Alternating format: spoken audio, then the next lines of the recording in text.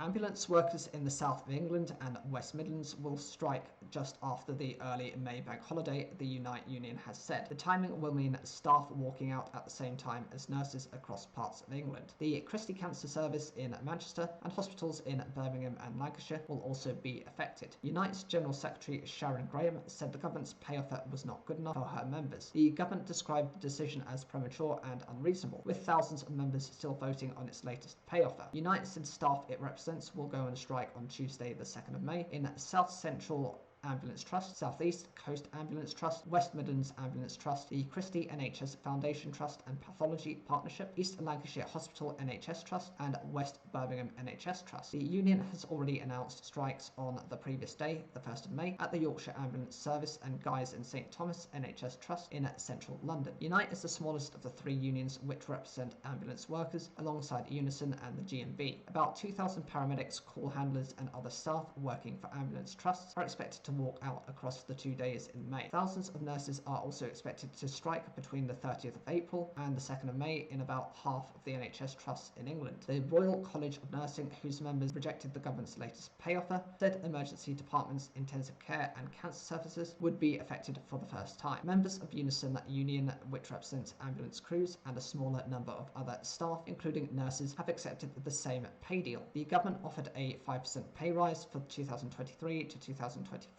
and a one-off payment of at least £1,655 to top up last year's salary. The offer covers all NHS staff except doctors. Ms Graham said Unite has been upfront and honest that it did not believe that the pay offer was good enough for NHS workers. A lump sum payment and yet another real terms pay cut doesn't meet the challenges faced by NHS workers. Where our members have indicated that they want to swiftly return to the picket line, Unite is ensuring they are able to do so. Unite members are able to vote on the latest pay offer up to the 28th of April. The deal on the table is a fair and generous one, proven by the fact that Unison members voted overwhelmingly to accept it, said a spokesperson for the Department of Health and Social Care. Thousands of staff continue to vote in ballots for other unions over the next 2 weeks, and we'd urge them to vote in favour because further strikes are in no one's best interest, least of all patients.